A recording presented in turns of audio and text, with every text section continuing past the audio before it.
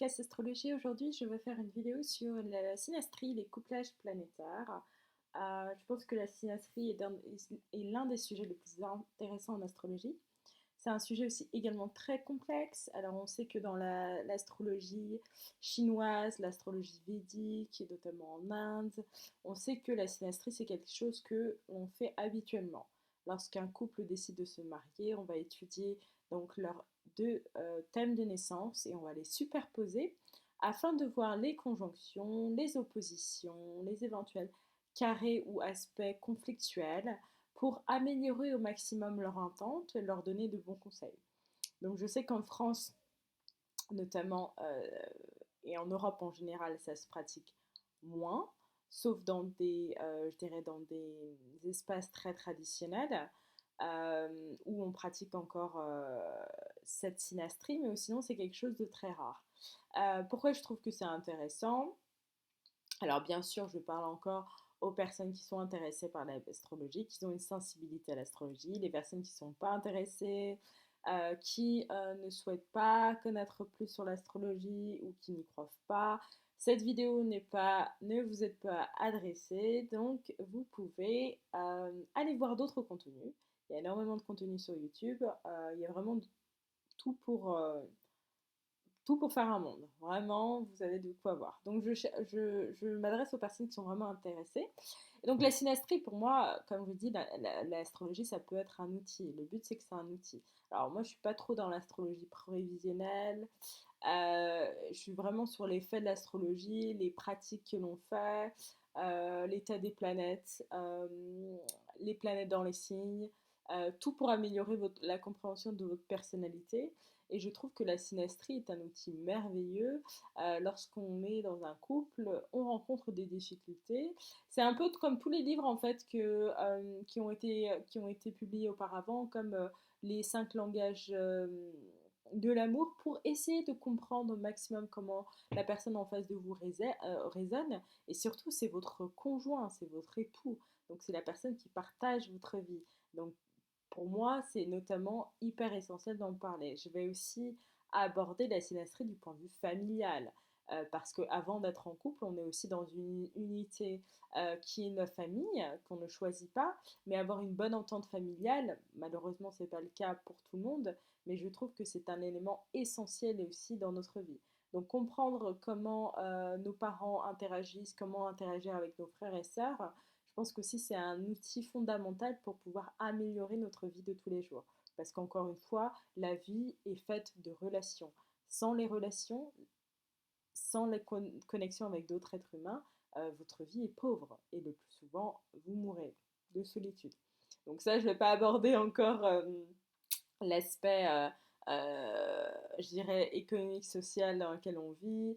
Donc ça, ce serait un tout autre sujet, parler de l'astrologie, parler des relations et comment justement faire face aux problèmes qu'on a actuellement. Le fait que de, de plus en plus de générations, notamment la génération Z, sont les générations de plus en plus solitaires avec l'émergence des réseaux sociaux et comment la, la, on est confronté à un problème aujourd'hui, c'est que les couples se font, et malheureusement se font très rapidement, et parfois ont énormément de mal à se faire. Donc ça, c'est un autre sujet que je pourrais aborder sur cette chaîne, parce que je trouve que ça, c'est un sujet très important, mais aujourd'hui, on est sur la synastrie et les couplages planétaires.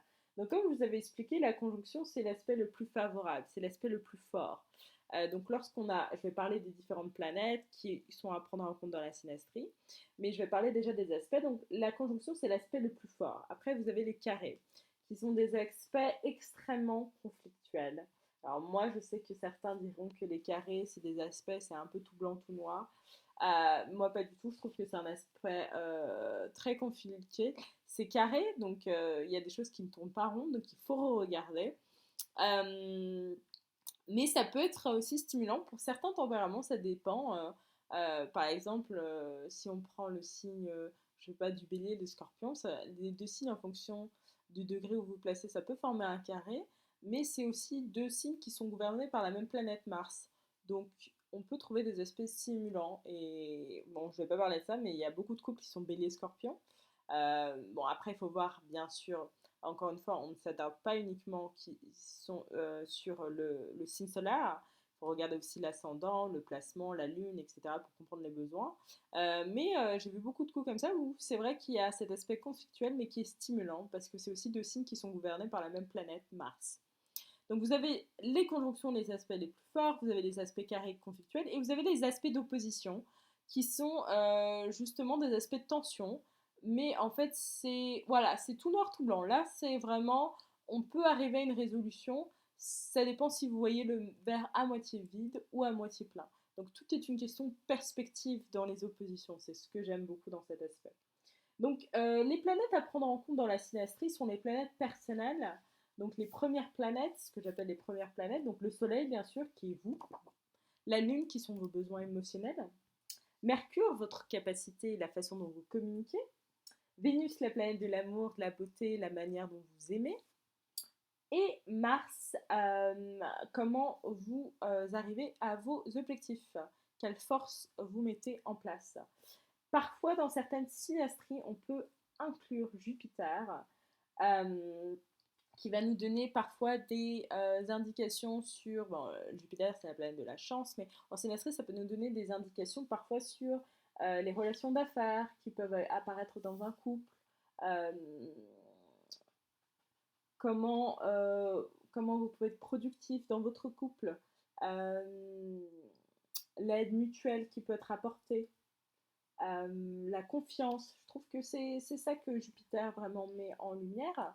Alors, donc on prend en compte ces planètes personnelles et donc on va superposer les deux thèmes de naissance et on va voir à partir de cette superposition des deux thèmes quelles sont les planètes qui arrivent en conjonction. Donc des fois on superpose et on voit des choses merveilleuses. Bien sûr dans cette vidéo je vais aussi parler de la synastrie dans la famille parce que je trouve que c'est hyper intéressant. Mais par exemple, quand vous superposez les deux thèmes natals, le plus souvent dans des couples, on se rend compte qu'il y a une superposition de la Lune sur le Soleil de votre partenaire. Donc par exemple, vous avez une Lune en Sagittaire et votre partenaire a un Soleil en Sagittaire, ou vice-versa. Vous avez un Soleil en Sagittaire et euh, votre partenaire a une Lune en Sagittaire. C'est là où on va avoir quand même une harmonie au niveau du couple. Ça va être un indice le plus souvent de compatibilité sur le plan conjugal.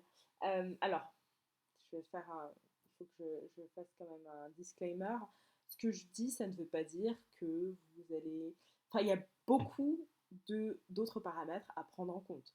Ça veut dire que vous pouvez avoir cette conjonction, mais vous pouvez avoir des oppositions, des carrés sur toutes les autres planètes personnelles. Donc même si vous avez une impression de compatibilité sur le plan conjugal, lorsque vous allez voir que c'est une relation qui n'est pas faite pour vous parce qu'il y a plein d'autres aspects qui prennent en compte.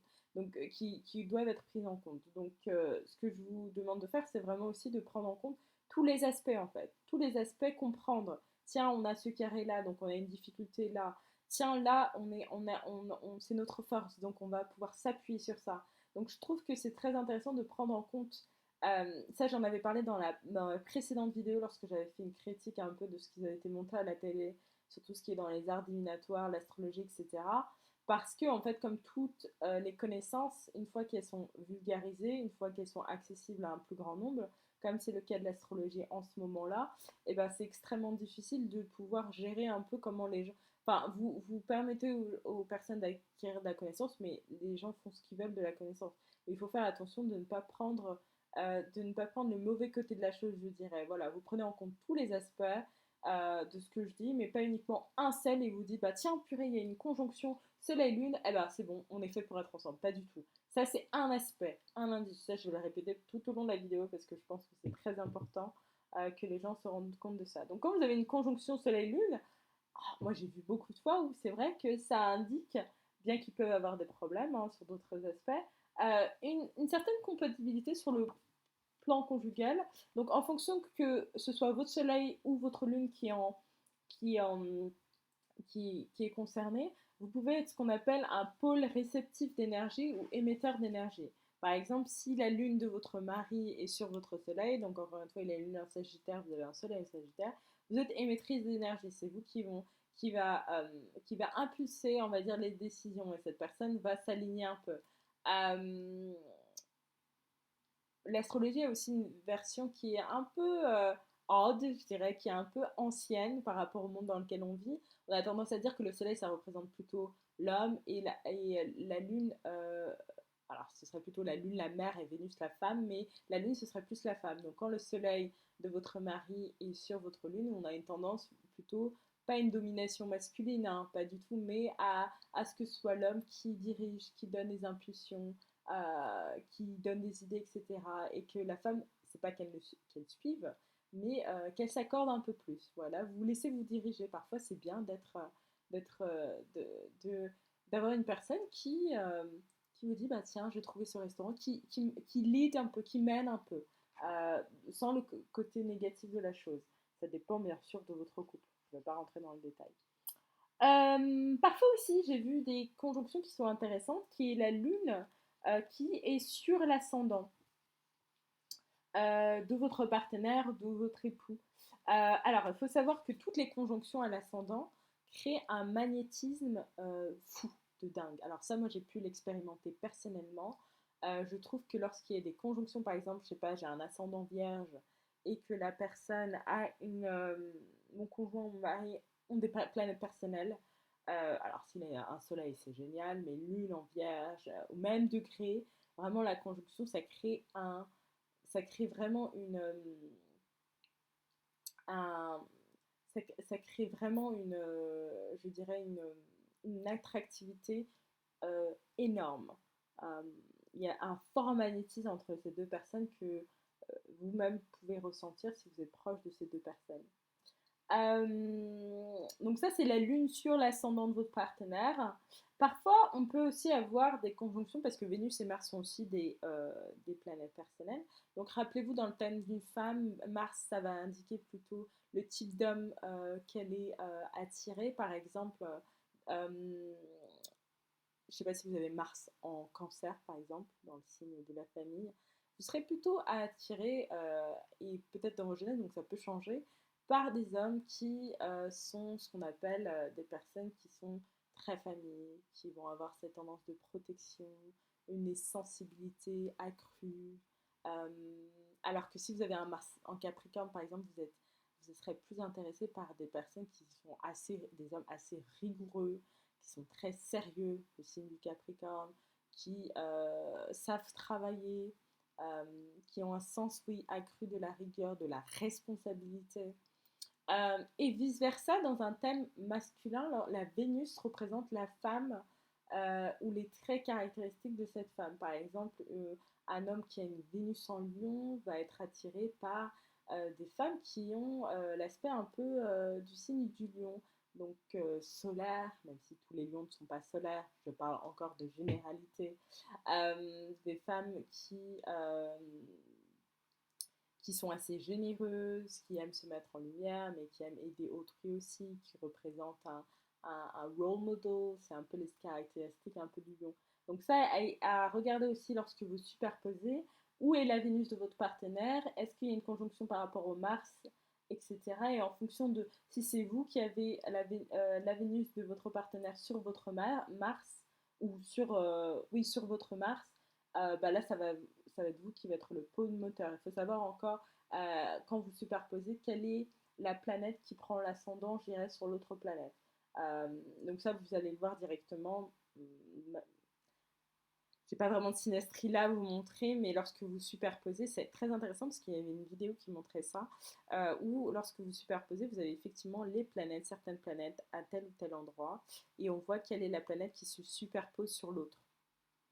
Euh, Vous avez aussi des logiciels que je vais peut-être mettre en barre de description qui vous permettent justement de faire des synastries directement sur l'ordinateur. Donc vous entrez la date de naissance de votre partenaire, votre date de naissance, vous comparez et vous regardez ce qui pourrait aller ou pas. Donc, je vais rester à rentrer un peu plus dans les détails. Donc, parfois, vous avez des conjonctions, des aspects favorables. Donc, vous avez soleil-soleil. Donc, forcément, bon, on ne va pas généraliser, mais deux personnes qui ont le même signe solaire, il y a forcément des ressemblances. Donc, on peut dire que c'est un indice de compatibilité, mais encore une fois, prenez en compte tous les aspects. Lune et lune, Alors, j'ai vu aussi des personnes qui ont la même lune dans le même signe, par exemple deux personnes avec lune en verso. C'est vrai qu'on va le plus souvent, encore une fois, c'est pas une linéarité, mais voir un certain accord dans la vie quotidienne. Les affinités et les émotions vont tendance à être en phase. Lorsque vous avez Mercure, par exemple, le signe de la communication, dans le même signe, en conjonction, par exemple, deux Mercure qui sont en Sagittaire, un esprit vif, qui adore accumuler de nouvelles connaissances. Le plus souvent, on va avoir un accord assez affectif entre deux personnes. Pas forcément une capacité, bon, certes, une manière de raisonner qui peut être similaire, mais aussi un accord affectif, la manière d'exprimer ses émotions. Parfois, on pense à Mercure juste dans la façon de communiquer, mais comme on est dans l'ordre de la synastrie des couples, etc., c'est comment exprimer ses émotions, comment se faire comprendre. Ça, c'est extrêmement important dans un couple. Euh, Parfois, on a des Mars qui sont en conjonction. Par exemple, je prends deux personnes qui ont Mars en cancer. Disons, je parle beaucoup de Mars en cancer. On va dire, allez, Mars en lion.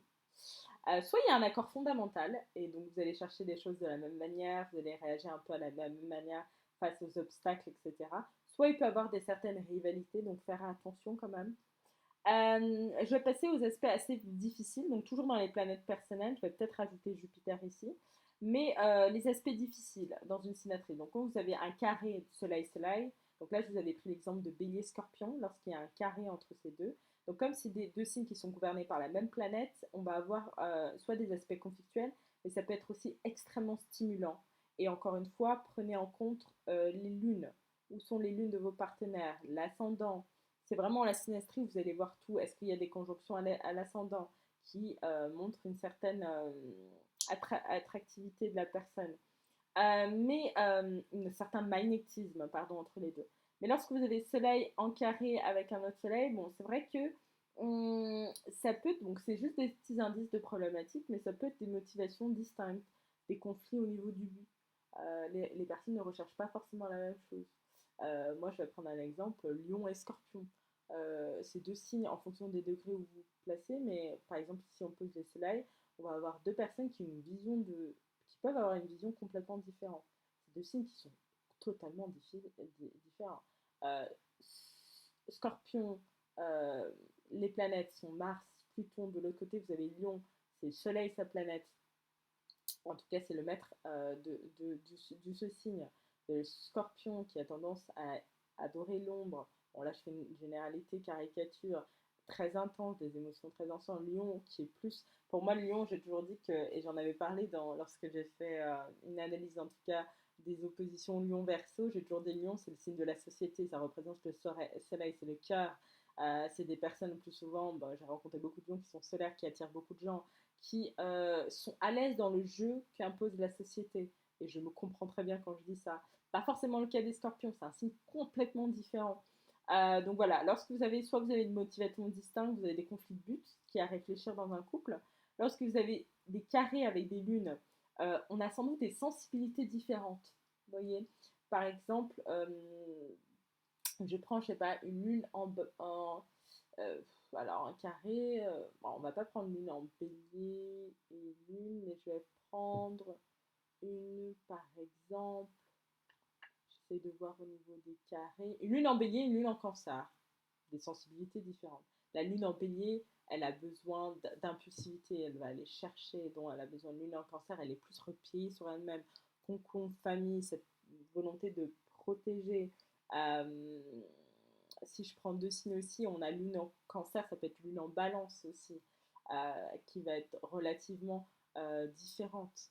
Vous avez lune en balance et lune en cancer aussi qui forment un carré. Euh, Lune en balance. Lune en balance, lune en cancer, lune en balance, lune en capricorne, et lune en capricorne, lune en bélier. Lune en balance, lune en capricorne, sensibilité extrêmement différente. C'est vrai que la lune en capricorne, c'est une lune assez difficile parce que normalement, la place de la lune est dans le signe du cancer. Donc quand le signe est en capricorne, donc complètement à l'opposé, c'est là où on a une expression des sentiments qui est assez différente, je dirais. C'est des personnes qui peuvent apparaître très froides. Et ça, je le vois vraiment dans la maternité des femmes qui ont lune en capricorne. Euh, je dis pas que c'est pas des femmes qui sont mamans, mais je dirais que la maternité va se transmettre, enfin, va s'exprimer de manière totalement différente. Euh, donc vous avez lune en Capricorne, lune en balance complètement. Lune en balance recherche l'harmonie, la justice. Il y a beaucoup de personnes qui ont lune en balance. Voilà, cette recherche d'harmonie, de justice, de lien aussi. Alors que la ligne Capricorne, pas du tout. Enfin, c'est pas du tout les mêmes aspects du coup. Vous avez aussi des aspects difficiles. Ça peut être un carré entre Mercure. Donc là, vous avez des divergences d'opinion. Donc encore une fois, je fais un Mercure en Sagittaire et un Mercure en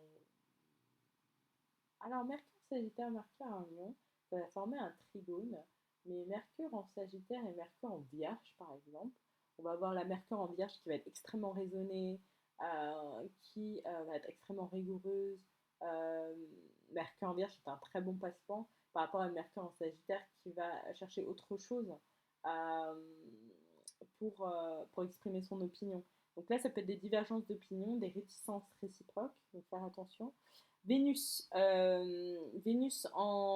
Lion, par exemple, et Vénus en Scorpion, on va avoir des divergences affectives.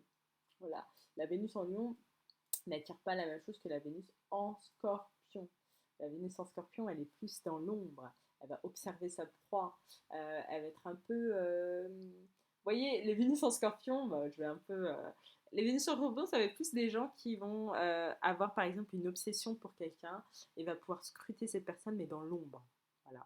Euh, c'est des personnes qui ont qui expriment leurs sentiments très très fort, de manière inconditionnelle et une seule fois. Voilà, il y a beaucoup de personnes qui ont Vénus en Scorpion qui vont, alors j'allais dire se marier une seule fois, mais qui vont avoir un très fort amour. Voilà, c'est des personnes qui sont passionnées. Les Vénus en Lion, c'est un peu différent. C'est des gens qui ont, je vais le dire, un appétit sexuel assez fort. Les Vénus en Lion, elles sont gourmandes, elles sont attirées par tout ce qui, en tout cas, qui se font remarquer. Voilà, c'est des Vénus assez gourmandes, assez généreuses. Il y a une divergence d'affectif, ça c'est sûr. Mars carré, les rivalités, attention. Et Jupiter, parfois c'est bien, comme je vous ai dit, on peut ajouter Jupiter dans la synastrie. Et parfois on a justement des carrés entre les deux Jupiters qui peuvent être favorables pour des relations d'affaires, mais lorsqu'on parle d'un couple, ça peut être assez compliqué. Et je vais peut-être faire aussi un peu les oppositions. Donc les conjonctions, les carrés, et on va parler un peu des oppositions. Parfois vous avez une opposition entre les deux soleils. Donc comme je vous dis, opposition c'est blanc ou noir. On peut retrouver un compromis. Donc soit vous avez une complémentarité euh, ou soit un accord fondamental, soit une rivalité. Donc moi j'ai beaucoup de vues de couple aussi qui ont voilà, Cancer, Capricorne, Lion, Verseau. Et parce qu'on oublie aussi que dans un couple, c'est de la complémentarité. Tout ne doit pas être pareil. Mais lorsqu'on arrive à la complémentarité, je trouve que c'est là où j'ai vu de merveilleux couples avec ces soleils en opposition. Donc, Cancer, Capricorne, Lion, Verseau, Bélier, Balance. Le couple phare, Bélier, Balance. Vierge, Poisson. Donc ça, j'ai dit Gémeaux, Sagittaire. Et il me manque un couplet, Taureau, Scorpion. Ouais, et j'ai tout fait. La lune en opposition, ça peut être un signe de coopération, d'échange. Je trouve que les besoins sont extrêmement différents. Par exemple, une lune en lion va besoin d'exercer sa régence, pas sa domination sur les gens, mais elle a besoin d'être reconnue pour ce qu'elle est. Alors que la lune en verso, elle a besoin d'indépendance, elle a besoin de liberté. Donc soit ça marche et on s'apporte mutuellement ce dont on a besoin, soit la coopération et les échanges sont un peu plus compliqués, mais je trouve qu'elles s'apportent beaucoup. Ces deux exemples, voilà, les lunes divergentes, elles s'apportent beaucoup. Euh, vous apprenez à connaître un peu plus le besoin de liberté de ce verso, parce que dans chaque verso, il y a un peu de lion, et dans chaque lion, il y a un peu de verso. Donc voilà, vous avez une lune en verso, vous apprenez à peu près à comprendre un peu ce que la lune en lion a besoin de connaître. De l'autre côté, la lune en lion, ce qu'elle a besoin un peu plus de connaître de la lune en verso. Vous avez aussi Mercure. Les Mercure en opposition, j'aime pas trop. Ça ne veut pas dire, mais le plus souvent, il y a beaucoup de face à face. Donc, soit vous avez une très bonne complémentarité dans toutes les autres planètes personnelles, ça va. Mais le plus souvent, on a un face à face, un Mercure bélier qui va être extrêmement têtu, resté, alors qu'un Mercure en balance beaucoup plus fluide, qui va chercher la diplomatie, qui va peut-être être un peu réticente à trancher directement, sauf si vous avez d'autres aspects justement dans votre personnalité, mais je parle vraiment de la planète en conjonction avec le signe et ce qu'elle produit. Donc voilà, un Mercure en balance avec plus César, alors qu'un Mercure en bélier, voilà. On va parfois avoir certains face à face, à observer les autres planètes aussi. Et enfin, des Mars en opposition, c'est vrai que ça va être un phénomène un peu d'attraction, de répulsion. Attirer, alors on dit que dans toute attraction, il y a forcément une répulsion, et dans une répulsion, il y a forcément d'attraction. Et ça, je ne vais pas parler de ce sujet-là, mais je trouve que c'est extrêmement important d'en parler dans des sujets très particuliers sociétal.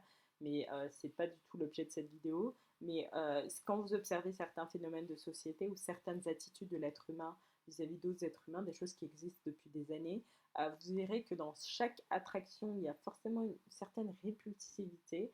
Et dans chaque répulsivité, il y a une attraction. Et ça, c'est quelque chose dont on ne peut pas s'enlever. Donc, lorsque vous avez deux Mars qui s'affrontent, un Mars en Cancer, un Mars en Capricorne, moi, je trouve que ça va se... Parfois, il va pouvoir avoir des petites... dans des disputes, une façon un peu différente d'aller chercher quelque chose. Le Mars en Capricorne, c'est un très beau Mars. C'est un Mars qui va chercher ce dont il a besoin. Il va avoir l'endurance, la rigueur, la responsabilité, alors que le Mars en Cancer ne va jamais amorcer le premier cours, le coup. Par exemple, il y a beaucoup de cas où le problème pour moi des Mars en Cancer, ça va être surtout, excusez-moi, ce repliement qui arrive souvent avec des Mars en Cancer. Ça veut dire que vous allez vous sentir attaqué, vous allez jamais, ça arrive, ça dépend de votre tempérament et des autres planètes, votre Soleil, votre Lune, l'aspect aux planètes. Vous allez rarement aller attaquer après, vous allez vous replier. Le Mars en Cancer prend les coups,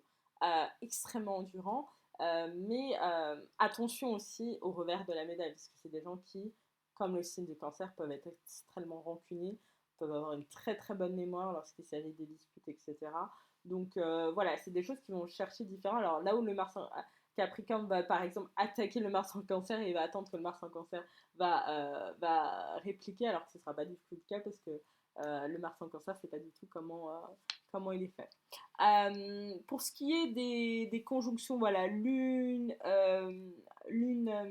soleil, j'avais dit bonne compatibilité au niveau conjugal.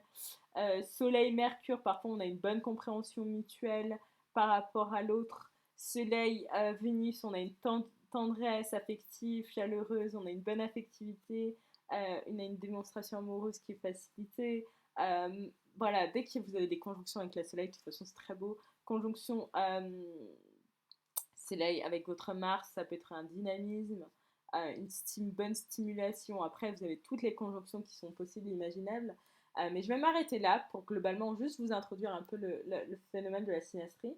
Euh, je trouve ça vraiment intéressant. Après, là, je vais juste aborder un peu la synastrie au niveau de la famille. Je trouve ça hyper intéressant. Même des amitiés. C'est vrai que moi, je connaissais beaucoup l'astrologie, mais je n'étais pas vraiment prononcée lorsque j'en parlais avant, et j'étais là, et j'étais un peu. Je me disais, ah ouais. J'ai pensé que très tard à mes relations amicales, par exemple, parce qu'on parle toujours d'amour, mais on parle pas forcément des relations amicales. C'est très très tard où je me suis dit, ah bah, cette relation amicale, ah bah c'est marrant, j'avais ma lune là, et elle avait son ascendant là, et presque à chaque fois, c'est vrai que les gens disent les coïncidences n'existent pas. Si elles existent, presque à chaque fois, je remarquais que bah tiens, hein, cette personne elle a ça sur ça. Ah bah trop marrant, cette personne elle a cela sur ici, etc. Et à chaque fois j'étais assez étonnée, je me disais mais c'est fou et tout, on arrive à avoir la même conjonction, et je trouvais ça marrant de voir ça. Donc tout ça pour dire que ouais, je trouve ça vraiment très intéressant. Je trouve que c'est important d'en parler. Je trouve qu'on peut faire pas mal de choses avec la synastrie, et surtout dans la famille, dans les amitiés. Ça vous permet mieux de comprendre, par exemple, la personnalité d'une personne de votre famille, de votre père, de votre mère, comprendre quelles sont les attentes, comprendre ce que la personne veut. Je trouve ça extrêmement important, et parfois on a tendance à le mettre de côté.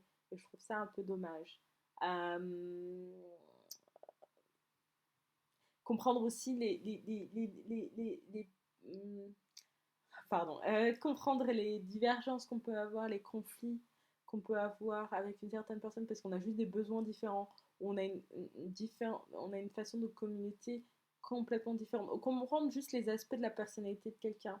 Je suis en train de voir aussi moi avec mes proches, voir comment je peux, parce que j'avais fait toute une étude dessus, mais vous avez ouais, ce Mercure. Oui, il y a des Mercures qui sont il y a aussi, en fait, dès que votre planète est dans un signe, forcément, si elle est dans un signe complémentaire, c'est là où les accords au niveau. Mais il faut prendre en compte vos tout. Mais essayez de superposer justement vos thèmes de naissance, si vous les avez en tête avec ceux de votre famille.